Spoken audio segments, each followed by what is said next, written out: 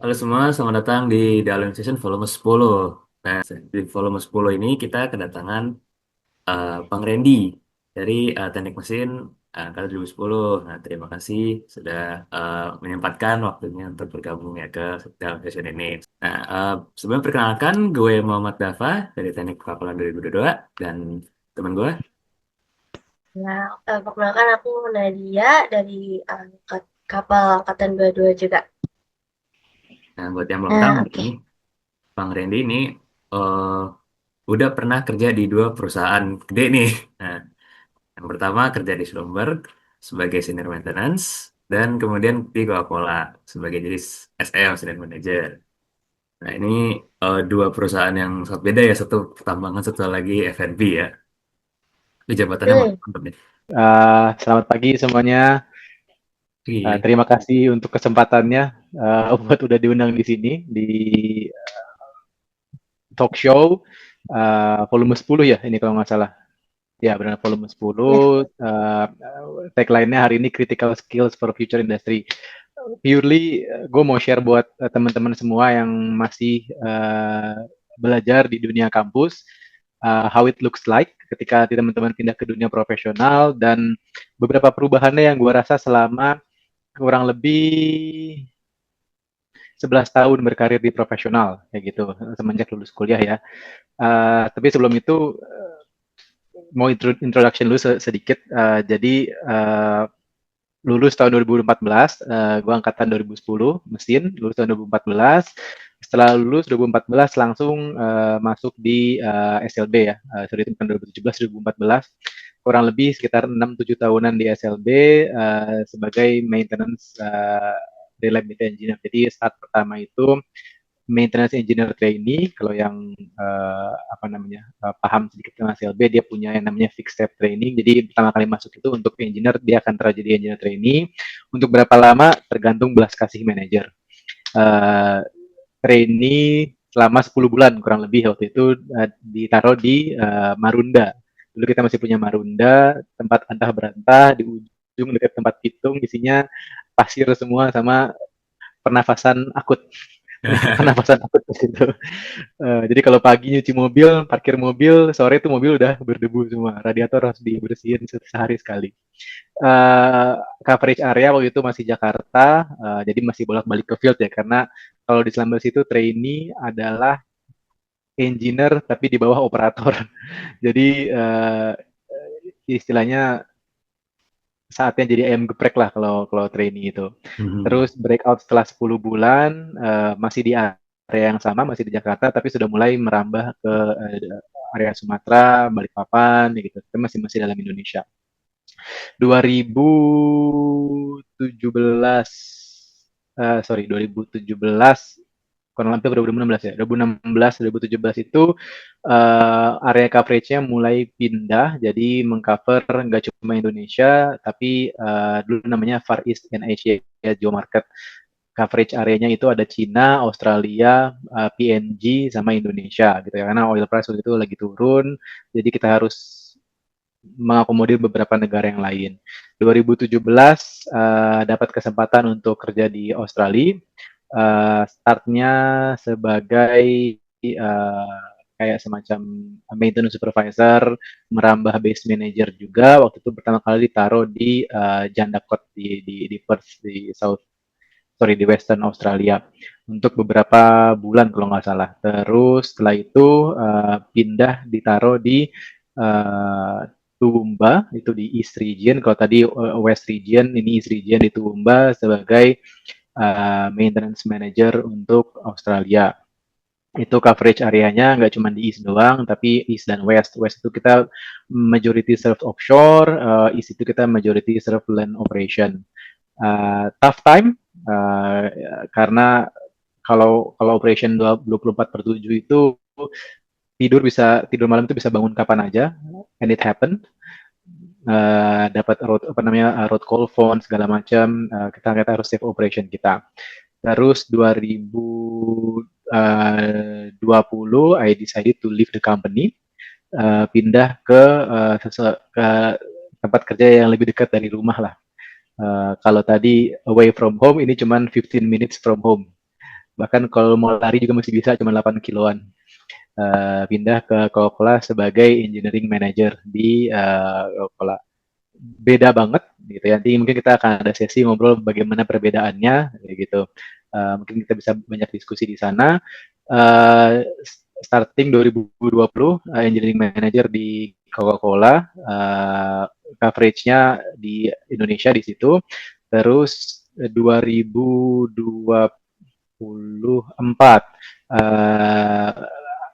I took my new role, jadi instead of engineering manager untuk Coca-Cola, gue ambil role baru itu di corporate level. Jadi sekarang global senior manager maintenance and reliability. Coverage areanya nggak cuma Indonesia, tapi ada 18-19 countries across the globe. Gitu. Sampai sekarang. Jadi sekarang itu bukan banyakan ya. Jadi udah nggak pernah ke office, sesekali doang ke plan. Kalau lagi bosan di rumah, jadi banyakkan kerja dari rumah dan jamnya pun sedikit terbalik jam kerjanya. Kurang lebih begitu. Oh, anak 2, istri 1, alhamdulillah. Ini alhamdulillah. Oke, terima kasih apa namanya sharing pengenalannya Bang. Nah, bener kita bakalan apa namanya pengen nanya itu soal eh, perbedaannya. Boleh Nat di apa tutup dulu share screen-nya biar kita fokus ke orang. Oke. Nah iya, berarti tadi kalau dari apa namanya cerita abang ya, abang tuh dari SLB pindah ke Coca-Cola tuh salah satu alasannya karena ini pengen lebih dekat juga ya. Nah itu gimana tuh perbandingan dari kedua industri terutama tuh? Dan Ada waktu beberapa, pindah kayak okay. apa sih? Ada beberapa alasan Ya. sih, karena 2020 itu kan COVID ya, Oh iya juga. oil and gas itu shaky banget, bahkan sempat minus gitu kan. Hmm. It didn't hold the future lah actually kayak gitu. Jadi uh, it's better to leave the company, it's better to leave oil and gas. Karena oil and gas itu adalah salah satu komoditi yang sangat tergantung dengan geopolitics. Beda dengan manufacturing ya, kayak oil and gas, tambang, itu sangat tergantung dengan geopolitics. Ada sesuatu isu, dia akan either goes up or goes down, tergantung. Gitu. Terus nilai plus itu lagi adalah deket banget sama rumah. Kayak kalau gue bawa motor mungkin sekitar 10 menit, 15 menit udah nyampe gitu lewat belakang. Kalau naik mobil mungkin agak sedikit lebih lama. Bahkan kalau yang apa namanya hobi lari bisa lari cuma 8 kilometer doang dari rumah gue ke kantor sekarang. Nah sekarang juga kan jadi bikin bikin kantor sendiri di rumah karena banyak kerja di rumah. Iya. Tadi pertanyaannya perbedaannya ya. Sangat berbeda. Jadi ada 3 perbedaan berdasarkan 3 posisi yang pernah gue tempatin ya. Kalau SLB itu mostly operation. Jadi operation itu engineer banget lah gitu. Dan SLB itu adalah company yang dibuild sama engineer. Bahkan kalau misalnya teman-teman ada kesempatan untuk kerja di service company kayak SLB, terus Halliburton, terus Weatherford dan lain sebagainya, akan terkejut bahwa kayak HR director, terus posisi-posisi yang kita pikir itu adalah dari jurusan lain, they were all engineers once, kayak gitu. Jadi bahkan yang waktu itu interview gue HR directornya, bukan director sih posisi gue itu kayak selevel sama director, cuman namanya berbeda. Dia dulu adalah wireline field, started the career as a wireline field engineer. Ya gitu.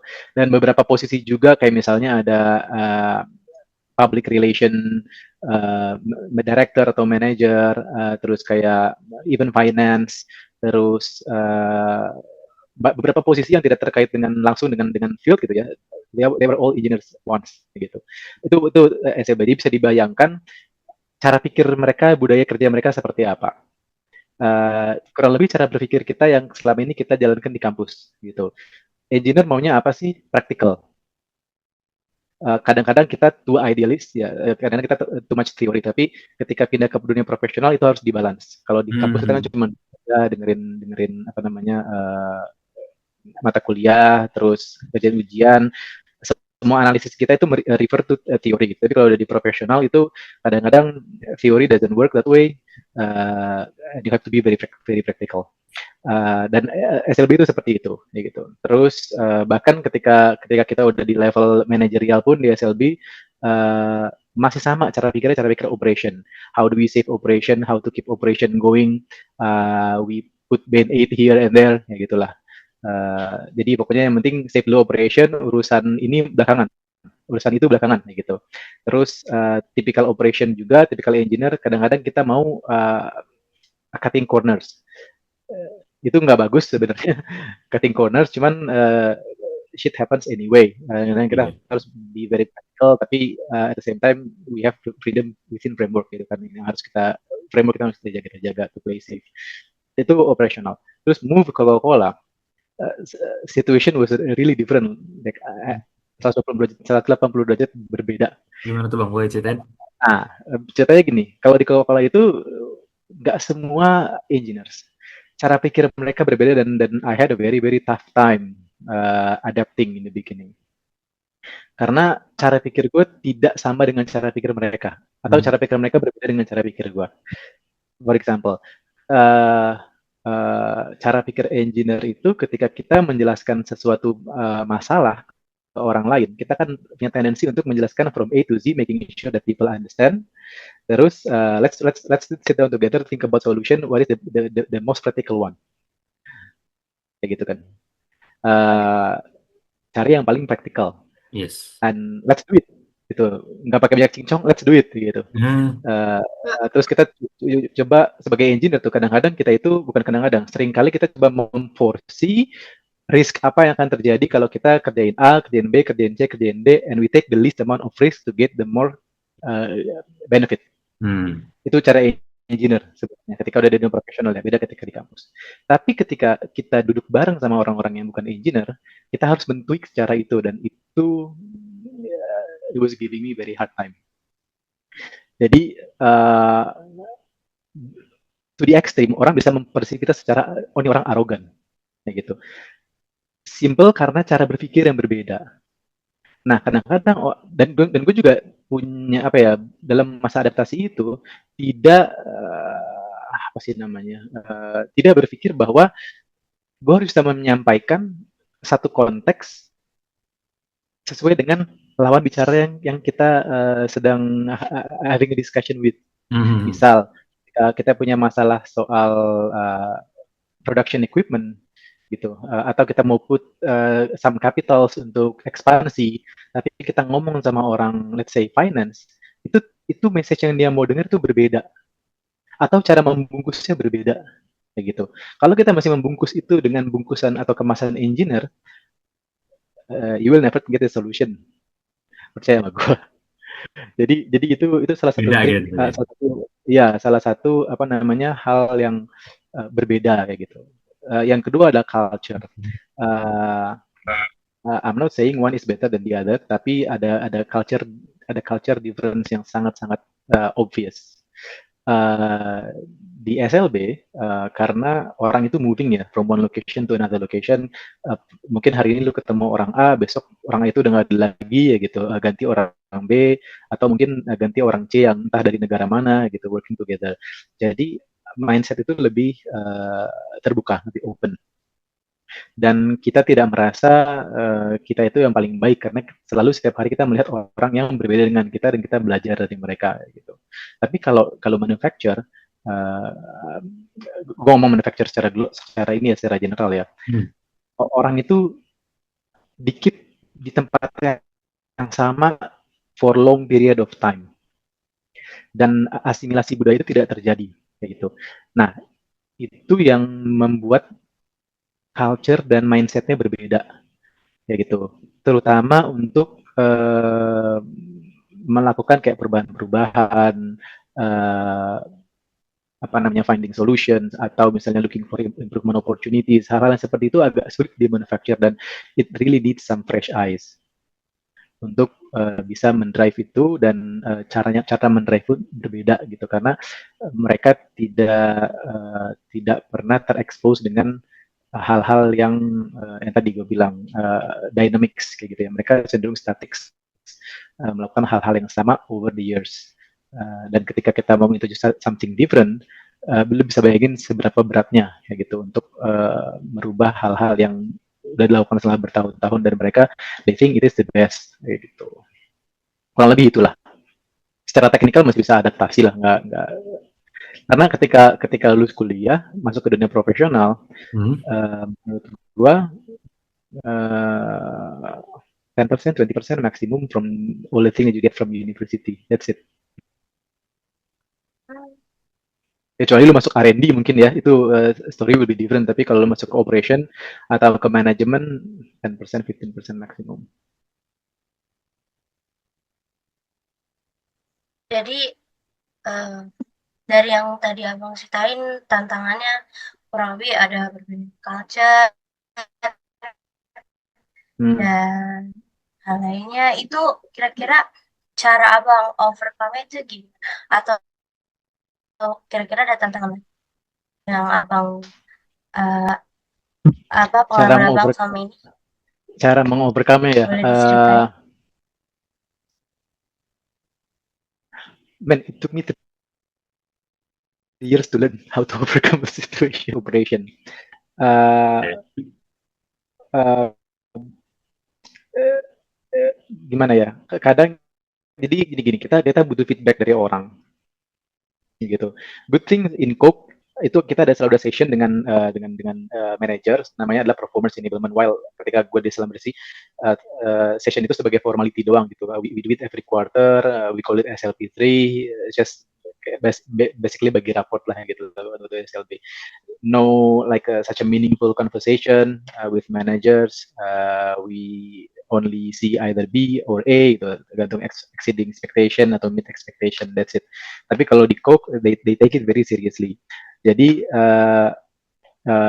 jadi ketika gue ada performance enablement meeting, like we do it in monthly basis. Manager gue tuh ngasih beberapa suggestions atau misalnya advice lah gitu untuk dealing with a certain situation. Nah, salah satunya adalah gue belajar dari situ.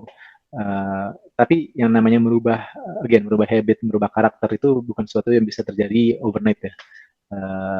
Tidak semudah memberikan telapak tangan. Butuh banyak diskusi sama orang, terus melihat contoh seperti apa, kayak gitu. Uh, Kadang kita juga masih ke bawah-bawah mindset yang lama, kadang juga kita bisa apa namanya mengatur cara kita untuk mengatasi situasi tersebut gitu. Dan banyak-banyak apa ya? Kayak mungkin cari reference kali ya, belajar dari reference. Kalau misalnya ada role model within the company, that's gonna be great gitu. Bisa belajar sama dia atau observe dia from distance. Bagaimana bagaimana mereka ketika mereka bicara dengan orang yang bukan dari background yang sama, tapi message tetap sampai, mereka tetap dapat solusi from different perspective. Itu mungkin bisa dikerjakan juga gitu, karena kan kita nggak sendirian juga di company, banyak role model yang bisa bisa kita lihat lah gitu. But it takes time. Berarti emang apa namanya karena dunianya beda gitu ya, jadi nge-adjustnya juga Ya, dunia butuh beda. ekstra banget ya. No wonder sih misalnya gini, pernah nggak lihat-lihat di locker gitu Hmm. untuk company yang buka lowongan untuk fresh graduate misalnya, dia itu Ya. tidak mau seseorang itu melamar ketika dia udah punya experience more than 2 years. Nah itu gue baru sadar karena hal-hal seperti ini yang ternyata lebih berat dibanding sisi technical. I mean technical you can learn anywhere, anytime. Sekarang udah banyak source-nya untuk belajar sangat technical. Tapi non technical thing ini yang they really take it seriously.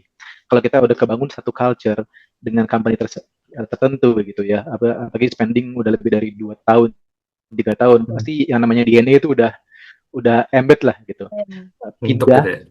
dan harus iya udah kebentuk sebenarnya, terus pindah 180 derajat berbeda. Oh itu struggle-nya Hmm. berasa sih. Jadi mungkin salah satu yang mereka buka lowongan kerja dengan catatan untuk fresh grade tidak lebih dari 1 tahun pengalaman kerja ya, karena itu sebenarnya salah satunya. Jadi nggak kaget gitu ya Jadi pas kalau pindah gitu.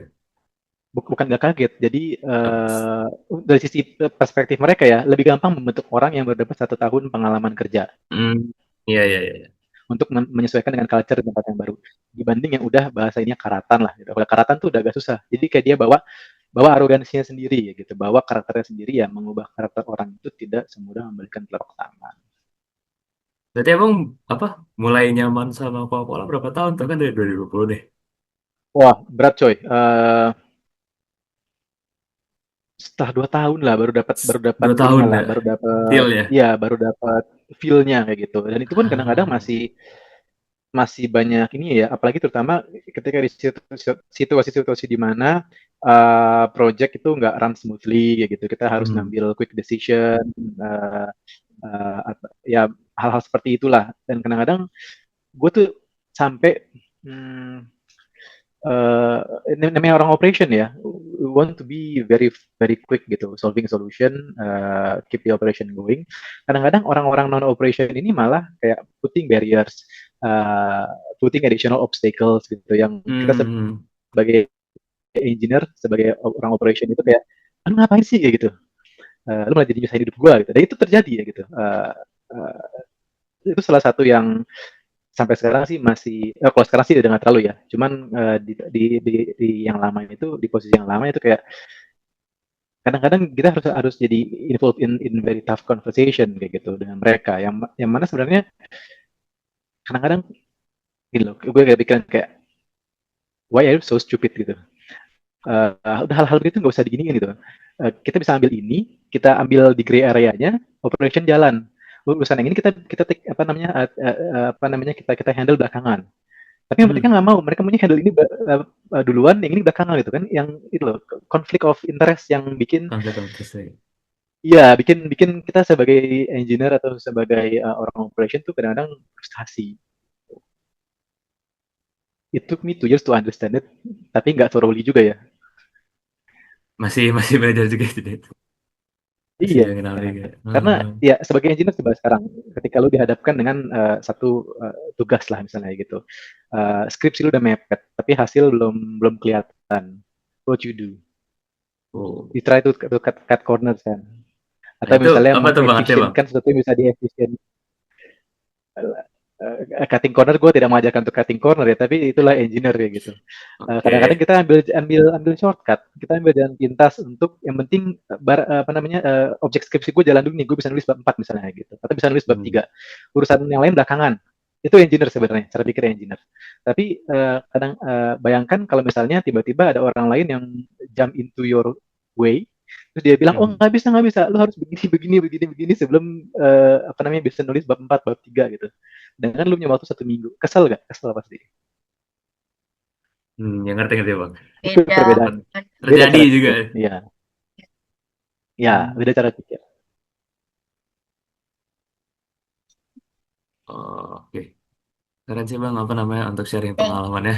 Jadi tahu iya, gimana tuh kesusahannya apalagi mm, dua industri yang berbeda jauh banget ini. tuh susah banget kayak apa?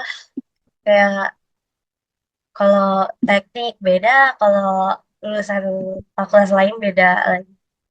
Hmm. Ya coba sekali-sekali ngobrol sama lulusan filsuf deh. Lu Waduh, kalau nggak pusing sendiri ya bagus. lebih tinggi lagi, karena lebih jauh. karena karena kita punya cara pikir kita masing-masing gitu, Hmm. yang Hmm. ya, dan mungkin nanti gue akan touch base sedikit tentang ini ya. Jadi dan ini lain dengan tagline hari ini, apa yang perlu diperlukan gitu untuk building skills in the future. Dari sisi humannya itu, yang mana itu it makes yourself different from the other. Itu ngomong-ngomong tentang masa depan, menurut Abang kira-kira industri apa yang bakal jadi paling populer? Ngerti 5-10 tahun lagi Industri tuh yang Bang. paling jadi populer ya. Uh, Ya, kalau atau kayak Nah gini, industri paling populer sebenarnya sama aja ya. Cuman gini, gue melihat manusia ini punya kebutuhan sandang, pangan, papan, dan plus satu teknologi sekarang. Jadi sandang, pangan, papan, teknologi. Nah gitu.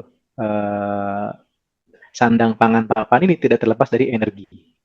Jadi kedepannya itu pasti yang berbau energi masih maju, berbau pangan masih maju, berbau sandang masih maju, plus teknologi akan maju. Jadi kayak teknologi itu rumah dari si sandang pangan papan ini sebenarnya. Uh, pokoknya industri yang di around these four areas itu apa namanya it's a good option for you, sama healthcare mungkin. Ya Healthcare. healthcare salah Kesehatan. satunya sandang pangan papan tuh masuk Hmm. healthcare di sini. Itu menjadi industri pilihan sih. Ya, selama manusia ada, empat industri ini tidak akan pernah punah. Tapi mungkin berbeda Hmm. aja covernya kayak gitu. Kalau zaman dulu mungkin kita lihat sandang pangan papan itu benar-benar tradisional kayak gitu. Misalnya mereka jual in a traditional way, energi mereka apa namanya sourcing itu processing jual in a traditional way. Sekarang udah di cover dengan teknologi kayak gitu. Transportasi itu termasuk sandang pangan papan, sebenarnya kan kebutuhan pokok manusia.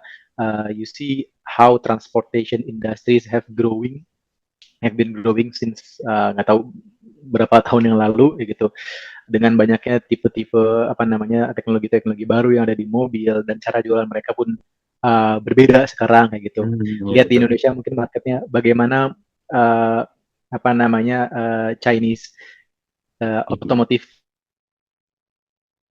companies ini benar bisa mendominasi pasar, terutama di elektrik. Bahkan sampai di Indonesia aja mobil-mobil Jepang ini nggak berani jual apa namanya electric vehicle mereka di market Ya, Indonesia. ya, Coba ya nonton betul. podcastnya Bang Fitra Eri ya, salah satu senior kita juga. Hmm.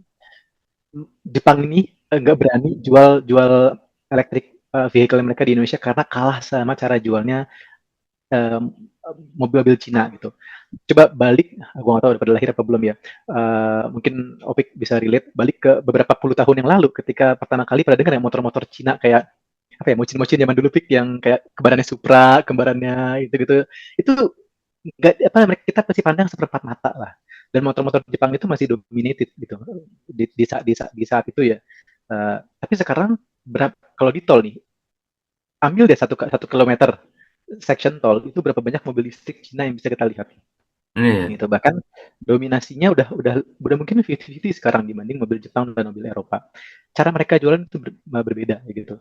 Dari sisi teknologi menurut gua tidak jauh berbeda ya Cina dan Jepang gitu, karena teknologinya ya itu aja sebenarnya sih untuk saat ini. Of course mereka they are working on something di belakang layar, tapi yang membuat mereka berbeda adalah cara jualannya gitu. Terus healthcare dengan segala banyak bentuk penyakit model baru sekarang di dunia gitu yang ada aja tiap tahunnya, healthcare industry itu akan menjadi satu, kalau misalnya teman-teman mau coba ke sana, itu satu prospek yang menjanjikan juga kayak gitu. Mungkin tidak sebagai dokter ya, karena gue tahu kalau sebagai dokter kalian udah fail. Dan gue juga akan mau berobat ke dokter bekas engineer, gue nggak mau. Nggak Mungkin lolos. bukan, iya mungkin bukan Iya. jadi dokter, tapi kayak healthcare provider yang Hmm. ada hubungan dengan engineering, misalnya MRI devices, terus beberapa device di rumah sakit itu menurut gue itu sudah sangat high tech ya. Iya Coba betul. lihat-lihat rumah sakit yang kelas atas sekarang, yang bednya udah bukan yang diongkrek-ongkrek lagi, tapi misalnya udah pakai Paramount bed gitu gitulah, Iya. dengan alat-alat MRI yang super canggih, CT scan super canggih gitu kan. Hmm. The man behind those things are engineers gitu. Jadi kalau mau jam ke situ oke, okay, menurut gua, atau teknologi-teknologi yang langsung ke humannya juga juga oke okay, gitu.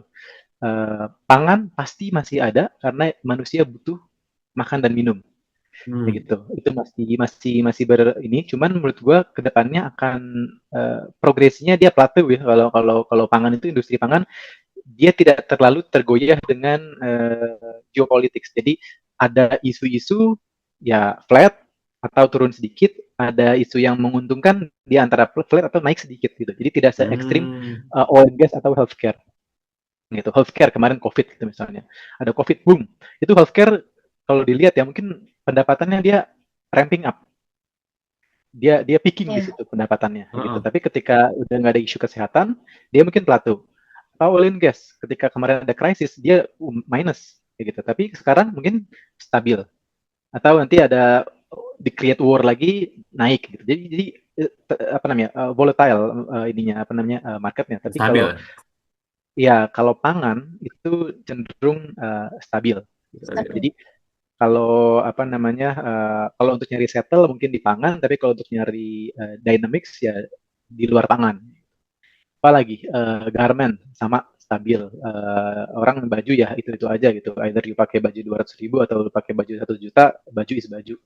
gitu. Hmm. Atau apa namanya shoes dan sebagainya, sepatu gitu. Marketnya masih signifikan, masih clustered, tapi in overall dia dia stabil, plateau aja, nggak gimana gimana. Paling ya 4 itu sih industri yang mungkin kedepannya bisa jadi pilihan buat teman-teman. Di Hmm. luar Itu kan, menjadi ini ya anggota IKN ya. waduh, itu udah di luar jangkauan sih, pasti bisa. Nah, oh ini sama ini saya mau nanya ini nih, kan abang nih Coca-Cola tuh ini nggak sih, di line up-nya pakai AI nggak, Bang?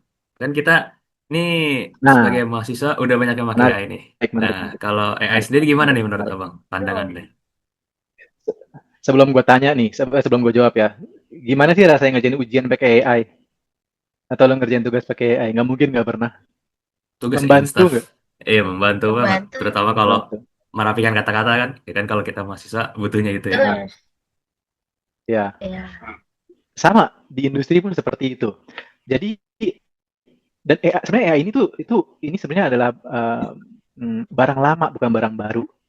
Hmm, Kalau teman-teman pernah dengar salah satu kan AI ini artificial intelligence ya dan itu sangat luas, cakupannya sangat luas. Misalnya kalau uh, pernah dengar artificial neural network, pernah pernah. Ya, network. ANN, ANN itu adalah salah satu bentuk AI, tapi itu udah develop long time ago gitu. Bahkan waktu gue masih skripsi pun gue cuma pernah mau bikin ANN cuma masalahnya otak gue nggak nyampe. Jadi Hmm. gue nyerah gitu. Ya kan karena apa namanya lulus cepat dan langsung bekerja lebih menggoda dibanding gue duduk di lab. Nah, jadi AI ini makan lama. Cuman baru booming sekarang. Mungkin baru mateng kali ya. Di Hmm. industri pun sekarang sedang dengar Industrial 4.0 Ya, ya. ya telat. Industrial 4.0 Indonesia telat. Negara lain mungkin udah pindah ke Industrial 5.0.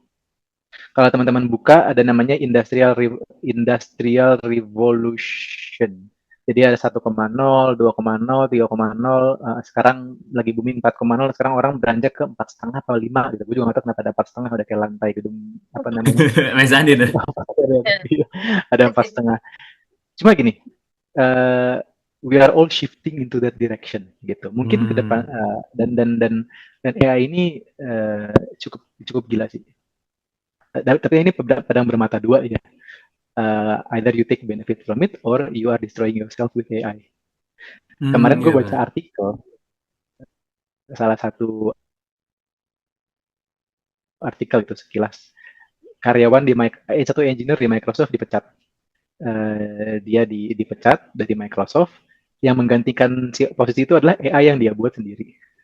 Waduh. Jadi Copilot. jadi sebegitu sebegitu ini ya, sebegitu powerfulnya si AI ini. Bahkan sekarang orang juga uh, apa namanya kayak dokter diagnosisnya jauh lebih bagus AI dibanding dokter Hmm. ya gitu. Dengan segala fact yang bisa kita kasih ke mereka, terus mereka sudah diagnose, terus mereka rekomend obat dan sebagainya itu jauh lebih bagus AI daripada dokter. Nah, uh, kita sebagai human ya gitu, harus seperti apa sih terhadap AI ini? Yang Iya nih, membedakan kita kira-kira. dengan Oh. AI, kalau dibilang lebih pinter ya, sorry to say, AI lebih pinter daripada kita semua, trust me gitu. Dia lebih pinter daripada kita semua. Uh, yang membedakan Karena kita dengan AI adalah sisi human kita yang AI tidak punya. Sisi human tuh apa apa sih? tuh? Kayak leadership skill, terus storytelling skill, empati, Hmm. simpati. Itu yang AI nggak punya. Terus bukan logical thinking ya, tapi apa namanya rational behind decision making. AI cuma Hmm. bisa provide data, tapi dia nggak punya rational behind decision making. Terus menimbang-nimbang baik buruk itu AI nggak bisa begitu. Jadi kita harus bisa menggunakan si AI ini in a such a good way gitu dan bikin kita on top of the AI. Jangan kita di drive sama AI. Gitu. Uh, karena benar AI ini benar kayak pedang bermata dua. Either it benefits you or it destroys you. Nah, industri pun sekarang lagi memakai AI ini untuk segala benefit yang mereka uh, bisa dapatkan dengan AI ini. Uh, Contoh sekarang di manufaktur ya, mereka itu lagi pengen menggaungkan yang namanya lights out manufacturing. Lights out tuh Lights kayak out. pabriknya gelap, Oh, lights out otomatis ya? manufacturing. Pabriknya gelap, tapi itu produce. That's a lights out manufacturing. Kalau Iya, dulu iya. kan kita bilangnya automation manufacturing, gitu. Misalnya automation pabriknya masih nyala gitu. Berarti dalam artian masih ada orang-orang di belakang itu yang bekerja. Pengawas. Ya, Ya. contoh mengawas dari sisi manajerial dan sebagainya macamnya. Tapi kalau lights out itu kayak pabrik mati, tapi producing. Berarti udah nggak ada orang-orang di situnya. Bahkan beberapa posisi-posisi yang tadi ya masih diharapkan masih bisa jalan, itu mungkin akan kedepannya akan digantikan AI. Contoh untuk decision making misalnya. Uh, Production hari ini nggak terlalu bagus, OI sekarang nggak terlalu bagus, tapi kita punya ada demand dari klien dan sebagainya. Normalnya supply chain manager akan berpikir bagaimana kita apa namanya keep up dengan stok kita gitu kan. Apa kita mau pakai FIFO dan sebagainya gitu. Tapi Hmm, ketika hmm. lights out, di posisi ini udah nggak ada gitu. Jadi itu di drive sama AI. Oh, lo harus increase apa namanya stok ini by segini, terus produce ini by segini, jam segini harus change over ke produk-produk yang lain karena Hmm. stok out ini sudah ya stok ini udah running low, lu replenish stok ini dulu, kirim ke klien ini dan sebagainya. Itu udah mulai kayak gitu. Jadi mereka tuh sekarang we are heading toward apa sih namanya? Heading towards lights out manufacturing. Lights out. Dan itu 5,0. Itu salah satu contoh implementasi di industri ya. Robot itu Ya. industri 3,0 kalau nggak salah. Robot dan lain sebagainya itu industri 3,0. Udah telat robot. Udah lewat. Gue bukan yang mendiskreditkan anak elektro ya atau teman-teman yang ngambil apa namanya mekatronics ya gue juga dulu sama Pak Ganjar Iya, iya. ngomongnya. Eh, Robot tuh udah telat robot itu kayak sekarang tuh company bikin robot mungkin cost untuk bikin robot tidak semahal dulu ketika expertnya tuh masih mahal, sekarang robot tuh udah murah, Hmm. yang mahal itu adalah otak di balik si robot itu.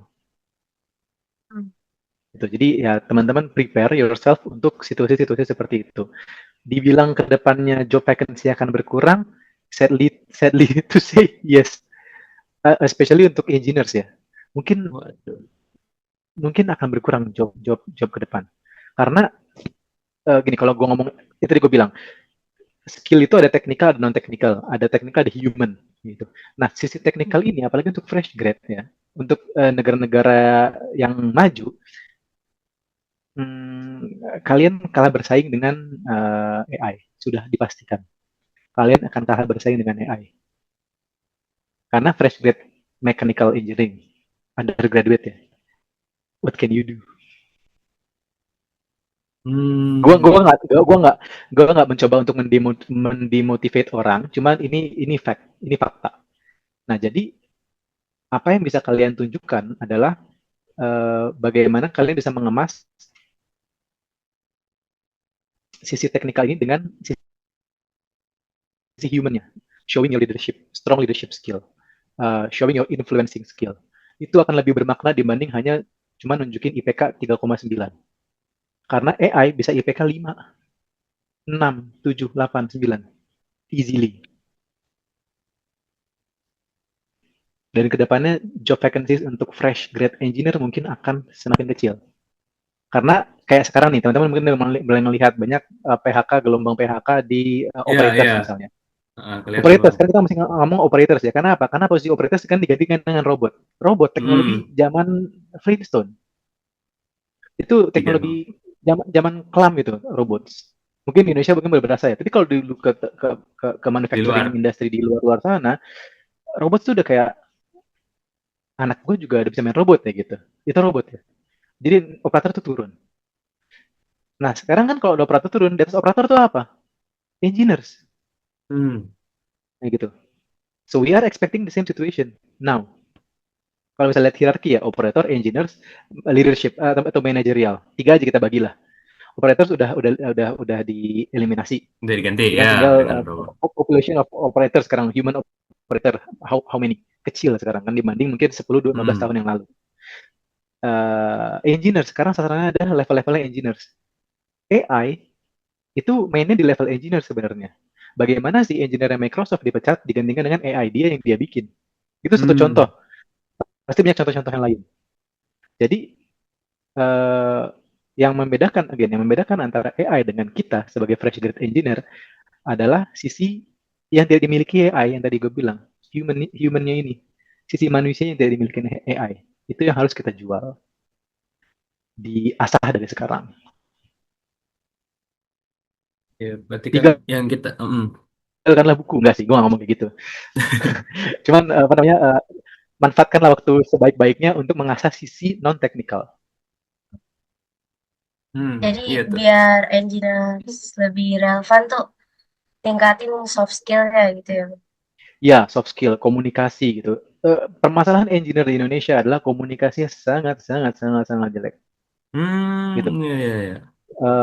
Kenapa mereka ngomong sesama engineer lebih nyambung dibandingkan ngomong beda orang, beda beda background? Karena mereka tidak bisa mengkomunikasi, mengartikulasi apa yang mereka mau sampaikan. Karena kita biasa dijejelin dengan data, kita bisa dijejelin dengan hitungan, kita bisa dijejelin dengan teori-teori segala macam. It doesn't work ketika kita ngomong sama orang lain dengan background yang berbeda. Kita harus bisa communicate. Kita harus bisa punya skill namanya storytelling skill. Yang storytelling ini AI tidak punya skill itu. Bisa kita minta tolong AI, tolong bikin dong misalnya talking points untuk ini situasi seperti apa. Tapi ketika kita mengconvey, AI ini belum bisa. Terus listening skill, listening to understand ya, bukan listening to reply ya. Empathy, sympathy itu sisi-sisi yang harus leadership. Bagaimana lo bisa menggerakkan massa dan lain sebagainya, leadership, macam-macam leadership nggak cuma itu doang sih, nggak cuma how to be a manager, but leadership untuk diri sendiri atau leadership untuk orang lain itu juga hal yang penting. Jadi mumpung masih ada waktu, asahlah sisi non teknikal itu. Banyak-banyak ngobrol sama orang yang berbeda backgroundnya dengan kalian. Backgroundnya biar bisa Yes, melihat beda. dunia lebih banyak kayak gitu. Biar bisa belajar bagaimana how do you convey message, how do you apa namanya Menyampaikan. bisa berempati, simpati punya terhadap orang lain, bagaimana kita mengasah leadership kita lah. Leadership itu tidak perlu harus ikut organisasi jadi manajer gitu di organisasinya atau jadi apalah gitu. No, leadership itu lebih luas daripada itu. Ya gitu. Kayak taking responsibility is also part of leadership. Accountability is also part of leadership. Jadi banyak banyak hal yang bisa kita pelajari dari sisi human. Nah ini saatnya untuk menggali uh, apa namanya sisi human yang memang secara natural ada dalam diri kita sendiri. Yang kita sudah melupakan hal ini karena kita terlalu konsentrasi terhadap IMC kuadrat. Rumus dan perhitungan ya. Bener sih, kerasa banget sih. Oh iya Kayak Pak. saya aja apa namanya, eh kalau nyoba nyampein sesuatu yang secara teknikal gitu ke orang yang nggak ngerti, bakalan saya pecah dulu gimana sih orang tuh ngertinya dengan bahasa Susah kan? normal gitu. Susah kan? Iya, ada apa? Nggak Susah semua kan? orang bisa saya tahu. Karena Iya, banyak yes, orang yang nggak bisa ngomong langsung paling gampang gini dengan bahasa kalau mau dasar itu. latihan ya. Uh, pernah nggak misalnya kita ngobrol sama orang tua kita yang mungkin orang tua kita backgroundnya bukan Ya, engineer gitu, ya, coming from economic background atau social background gitu. Terus kita jelasin kenapa kita harus ngulang satu mata kuliah. Selain satu kita bodoh memang, yang kedua kita males. Nah yang ketiga ini tolong jelasin gitu. Kesulitannya di mana sih? Coba deh belajar. Anyway gue ngulang apa apa sih namanya? apa? Aljabar linear 2 kali men gue Kayak sama ya masalahnya. Emang sesuatu yang berat. Iya, jadi coba jelaskan itu apa namanya maaf Pak, mohon maaf nih, saya harus ngulang lagi nih gitu aljabar linear gitu kayak untuk kayak yang 3 kalinya. Uh, saya ada jenderal 2, sekarang ada jenderal 3 ya gitu. Doakan semoga dapat bintang jenderal 3 Numerta. Tapi saya itu memang saya akui saya bodoh, yang kedua saya malas, yang ketiga tapi ini berbeda gitu secara teknikal. Nah, coba jelasin itu ke orang tua kalian, bikin mereka ngerti, tapi pasti redam dulu emosinya ya, karena pasti lu akan digamparin duluan simulasi 3 kali. Cuma redam dulu emosinya, bikin mereka ngerti gitu. Atau ada kesulitan lain di kampus yang mereka kalau lu jelasin secara teori segala macam nggak akan bisa ngerti gitu. Coba latih dari situ deh, latih dari hal-hal kecil gitu. Paling dekat ya, Ya, yang orang-orang perlu terdekat lah, dimengerti. yang beda background ya. Kalau lu ngomong sama bapak lu yang misalnya dosen juga di bidang teknik, ya easy lah. kayak gitu. Dia kan juga paling ngetawain kenapa lu aljabar linear yang mesti ngulang 2 kali kayak gitu. Dia karena dia punya punya background yang sama. Dan itu nggak ada tantangan di situ. Ngomong sama orang yang Hmm. tidak mengerti situasi kita Hmm. dan bikin Hmm. dia ngerti Hmm. dan bikin dia punya empati ke kita, bikin dia support ke kita. Itu yang sangat sulit.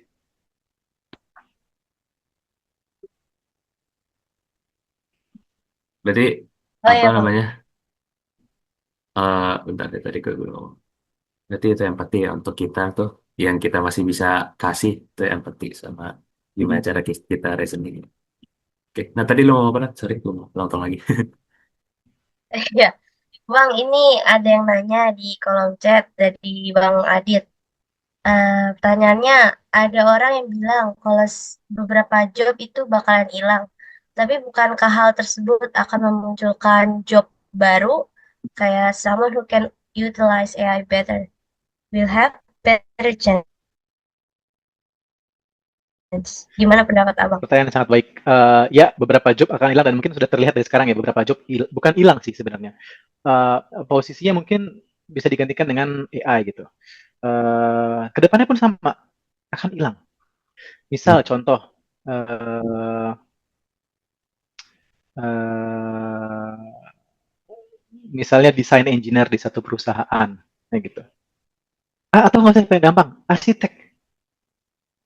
Ketika lu Arsitek.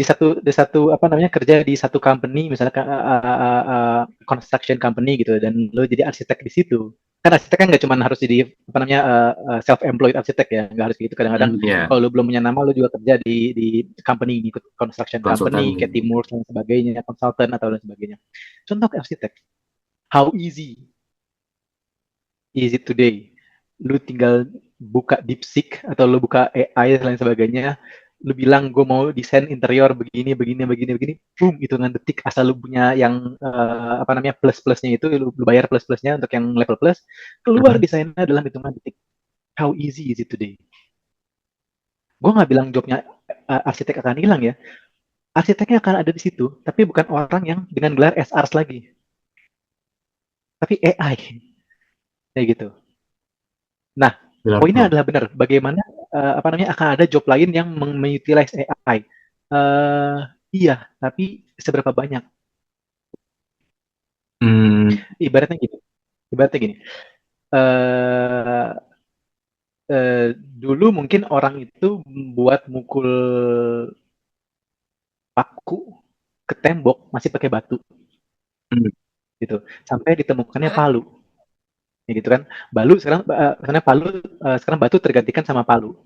Nah, ada muncul job baru, manufaktur palu. Nah, orang yang Hmm. menggunakan palu sekarang jadi bisa pakai palu. Tapi sekarang ada robot nih. Orang yang pakai palu udah dihilangin. Udah nggak ada orang yang pakai palu lagi. Jadi robot yang malu. Iya. Nah, jadi job yang berikutnya ada apa? Yang bikin si robot Yo. kayak gitu. Nah, sekarang yang bikin si robot ada lagi sistem yang bikin si robot. Lah, terus yang job yang sekarang jadi bikin si robot ya, Pak? Udah nggak ada lagi. Sekarang apa? Sekarang desainer si sistem itu yang ada. Desainer si AI gitu. Tapi gini, AI itu yang gue bilang ya, udah ini teknologi dikembangkan dari lama banget. Nggak mungkin ini overnight something overnight happen. Nggak, ini udah contoh lah ANN dari kapan tuh udah ada. Terus Fazi Fazi Logic part of AI sebenarnya itu udah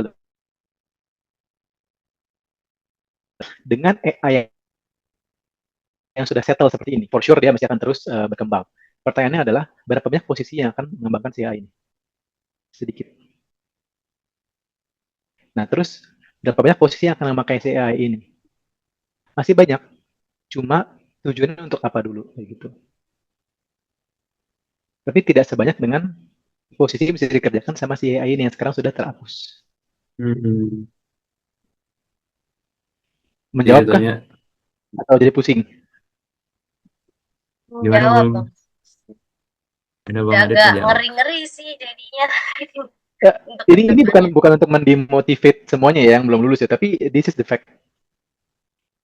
This is the fact today ya gitu. Dan gue Iya, mau Pak. share apa yang gue lihat dan gue foresee ke depannya seperti apa supaya teman-teman juga bukan teman-teman sih kayak semuanya harus harus lebih siap untuk menghadapi ini gitu. Kalau belum kiamat ya. Uhu. Semoga enggak ya. Masih pengen kerja.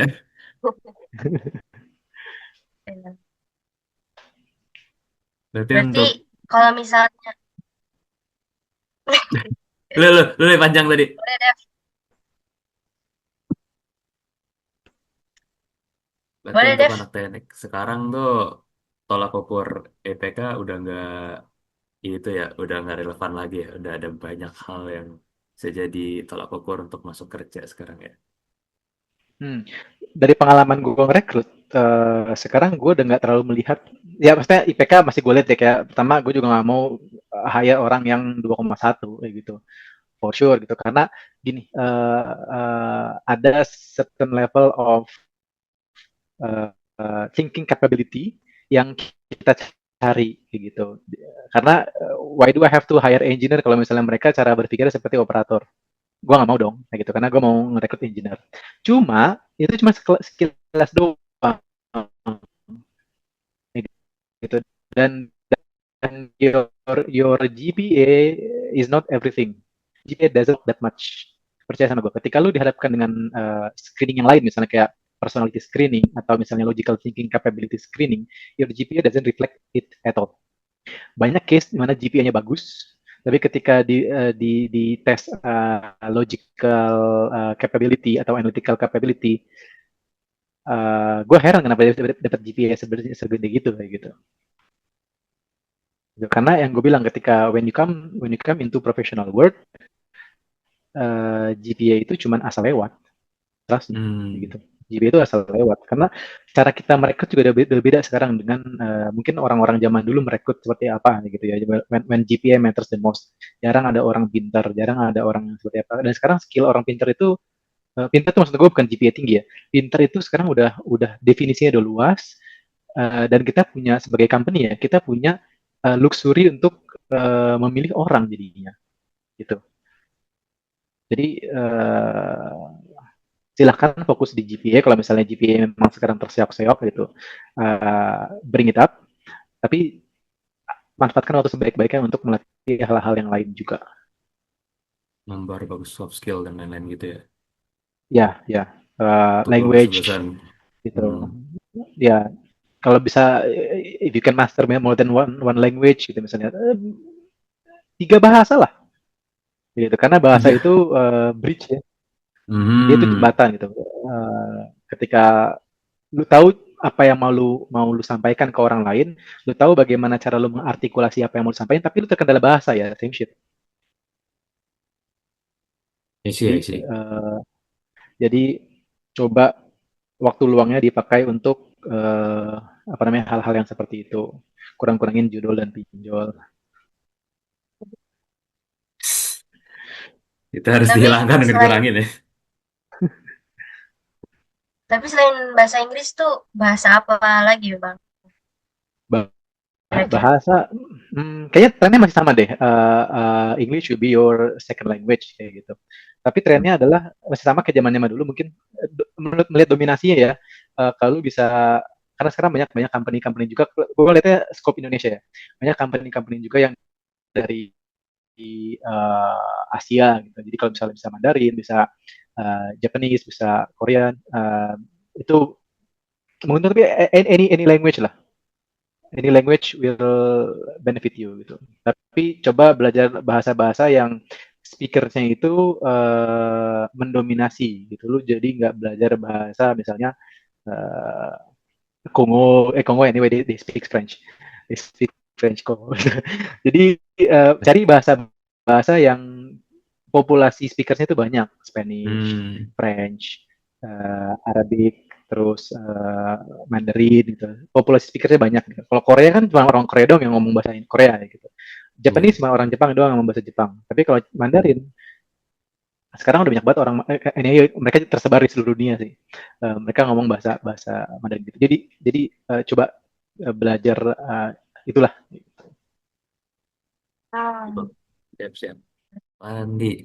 Nah, Bang Randy, nih, kira-kira selain non-teknis, eh apa sih yang dibutuhin seorang fresh graduate? Ini nanya nih, sertifikasi itu worth gak, Bang? Fresh graduate ya. Boleh. Yes. Untuk fresh graduate sertifikasi itu, to be honest, itu nggak ini sih, it doesn't work sertifikasi, karena gini, certificate without experience is nothing Hmm. gitu. Oh, Sayangnya di Indonesia itu kadang-kadang kita ngeliat orang punya sertifikat gelar panjang, di belakangnya itu bututnya bahkan lebih panjang daripada nama aslinya dia. Cuma ketika dihadapkan dengan situasi tertentu gitu, itu gelar tuh hilang semua gitu, hilang semua. Nah, apa namanya itu untuk orang yang udah experience ya, apalagi yang belum experience itu. Sertifikasi itu kalau bisa mah nanti ngambilnya. Contoh lalu mau ngambil sertifikasi misalnya CMRP, Certified Maintenance Reliability Professional. Tapi lu nggak pernah ada sama sekali pengalaman maintenance reliability. How can you understand real situation then? That's my question. Kayak gitu. Atau Hmm, PMP, Project Management Professional. You never run any single project. Kayak gitu. So, and now you're faced with $1 million project. How are you going to execute that project then? Will your PMP works? No.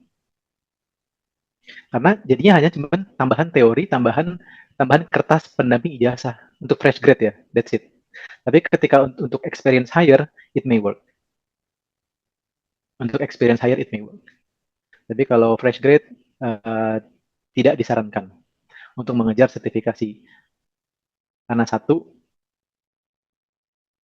kurang signifikan benefitnya. Yang kedua, mahal. CMRP aja lu butuh 4,5 juta buat dapat sertifikasinya. PMP juga kurang lebih lumayan. segituan sama. Hmm. Kalau CAPM, Certified Associate Project Management tuh, kira-kira gimana? Kan jatuhnya buat pemula ya. Uh, iya. gini. Sekarang kalau misalnya di interview ya, gue sebagai orang yang mau meng-hire project manager.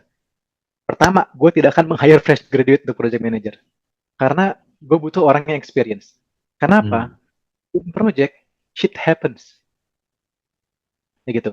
Ketika lu fresh graduate mau dimasukin sebagai project manager, I'm putting my life at risk. Gitu. Yang ada gue malah nggak bisa kerja. Gue harus spoon feed si fresh grade ini sebagai project manager. Begitu. Uh, it's good if you kalau misalnya bisa dapat CAPM gitu, tapi jangan apply untuk project manager. Project Hmm. engineer atau something gitu. Kalau misalnya ada posisi yang dibuka untuk fresh grade, tapi akan sangat jarang. Jadi mendingan masuk dulu, di situ dulu dapat experience 1-2 tahun, baru mulai ambil sertifikasi. Itu it will relate so much. Jadi akan ya makes more sense. Jadi ketika lu punya background ini, oh ini ternyata kalau di project itu titik-titik kritisnya tuh ini based on my experience 2 tahun kerja di sini.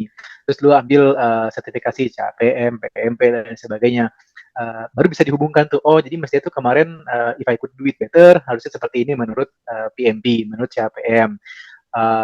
Oh ternyata menurut CAPM teori ini kok nggak cocok ya dengan pengalaman gue seperti ini ya gitu. Oh iya kadang-kadang memang di hidup ini kita tidak harus terpaku dengan buku apa namanya use your skill, use your life skill, use your human side untuk get away from this problem ya gitu. Nah itu sisi itu yang AI nggak bisa. Terus kalau misalnya mengambil Hmm. AI ya gitu. Jadi uh, deviasi itu pasti ada, tapi kalau misalnya ngambil sertifikasi duluan itu sama aja kayak uh, cuma nambahin kertas doang, dan lo kan terkaget-kaget, terkejut-kejut ketika dicemplungin di dunia asli.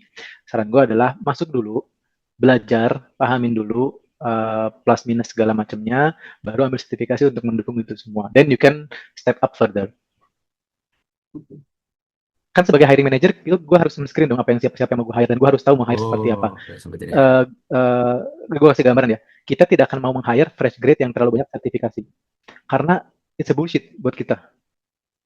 Ketika ngasih fresh grade, sebagai hiring manager ya, gue mau hire fresh grade, tujuannya adalah sebagai trainee. Rata-rata fresh grade trainee anyway. Terus lu punya sertifikasi, a bunch of certification. Gue langsung berpikir, ini orang kerjanya di kampus, cuma baca buku, ngejar sertifikasi, tanpa ada skill yang lain yang terdevelop. Ya, ya, Gitu. ya. Beda ketika misalnya lu IPK standar, maksudnya gue nggak bilang 2,1 juga ya, tapi standar lah misalnya 3 lebih dikit, fine gitu. Terus portofolio itu banyak. Lu misalnya apa namanya ikut kompetisi di sini, juara sekian, terus lu ikut apa namanya organisasi ini, tujuan organisasi ini apa gitu. Terus misalnya lu ikut volunteer here and there, terus lu apa namanya ikut work apa namanya kayak misalnya apa sih kayak working holiday gitu apa namanya ya kayak gitu gitulah banyak banyak experience pendampingnya gitu itu akan lebih makes Hmm, more sense ketika orang mau hire fresh grad dibanding sertifikat. oke oke. Nah Kita ini pas sebagai banget hiring ya. manager Hmm, ya kita mau lihatnya kayak gitu untuk fresh grad hmm, gua ngomong experience. that's good. Ya, jadi eh Faris nanya nih Bang. Eh, Kebetulan Faris sudah mau masuk tahun keempat kuliah dan dunia kerja udah di depan mata. Hmm. Kira-kira ada saran nggak ya Bang untuk mahasiswa tahun keempat sebelum mulai masuk kerja eh lebih baik perbanyak pengalaman magang atau mencoba yang lain gitu? Sebenarnya tadi udah terjawab sebagian sih. Cuma kira-kira Iya. ada saran lain nggak? Ini gue coba baca juga. Oke, ini pertanyaan yang bagus ya. Mau masuk dunia kerja mungkin coba tidak baik banyak pengalaman magang atau mencoba mulai sertifikasi. Terima kasih sebelumnya. Oke, thank you Faras. Eh, Oke, tahun keempat ini tahun-tahun kritis sih. Males, iya, tapi butuh lulus. Gitu. Aduh. Yang Iya pertama, bang. selesai skripsi dengan baik. Kalau skripsi lo itu punya nilai jual, it's gonna be a plus point for you. Jangan ngambil topik skripsi yang so-so, kalau bisa. Ambil yang sedikit lebih menantang, yang bisa dijual. You will learn a lot from your thesis. Ya gitu ya. Ambil yang sedikit menantang. Karena itu bisa jadi nilai plus point. Misalnya ketika di interview, apa namanya, jadi gini, orang itu sekarang menginterview pakai STAR method. STAR itu Star. systematic, T-nya gue lupa, A-nya gue lupa, R-nya gue lupa. Intinya adalah itu ya mereka akan menganalisa jawabannya berdasarkan real experience. Jadi jangan Hmm. ngecap kayak gitu. Semakin banyak real experience yang lu punya, itu akan semakin bagus. Bayangkan ketika uh, apa namanya lu bisa bisa ngomong soal experience ketika lu adalah fresh grade. Dan mereka gini, mereka tidak akan melihat harus experience kerja enggak, mereka melihat experience yang di dunia nyata yang bisa lu benar-benar solve ya gitu.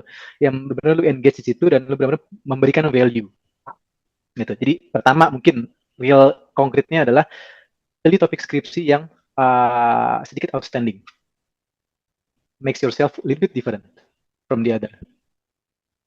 Itu kunci. Memang lo akan sedikit struggling dan terseok-seok, tapi itu investasi lu. Oke. Okay? Hmm. Terus yang kedua, kalau lu bisa dapat proyekan dari dosen, atau misalnya lu bisa ada kesempatan magang, take it. Tapi ketika magang, jangan cuma mejeng nama. Kayak gue KP. Iya. Jangan Iya. cuma mejeng nama. Kayak gitu. Benar-benar make something. Makes different, Hmm. contribute to the company. Tanya mereka apa namanya objektif KP-nya tuh apa, ini particular issue that you want me to help to solve, kayak gitu. Hmm. Uh, be the solution di situ, kayak gitu. Dan itu bisa lu jual. Ditanya misalnya pernah gini-gini nggak? Ya, contohnya adalah ketika saya magang kemarin selama sekian lama, objektif yang diberikan adalah seperti ini. Terus saya bekerja dengan metode seperti ini. Saya bisa come up dengan solusi ini yang ternyata tidak hanya solving the existing issue, but also give additional value to company. Gue sebagai hiring manager dengar kayak gitu, gue langsung masukin itu ke apa namanya shortlisted candidate. Dibanding saya belum ada pengalaman sih, cuman saya punya sertifikasi ini. It doesn't mean Hmm. anything. Hmm. Iya. Iya. Kayak gitu. Ya, jadi coba dua itu. Terus kalau beberapa company itu dia mulai buka posisi itu early sebelum kita lulus. Jadi coba apply duluan, apply ahead of time. Gitu. Kalau misalnya Hmm. ada rekrutmen kayak kampus rekrutmen gitu, ikut-ikut. Karena gue dulu SLB juga, gue itu udah join SLB, udah sign kontrak sebelum gue lulus. Oh berarti Jadi pas lagi skripsian itu. ya, jadi pas lagi skripsi, gue udah sign kontrak di SLB. eh, jadi 1 bulan setelah lulus tuh tahun berapa sih, Pik?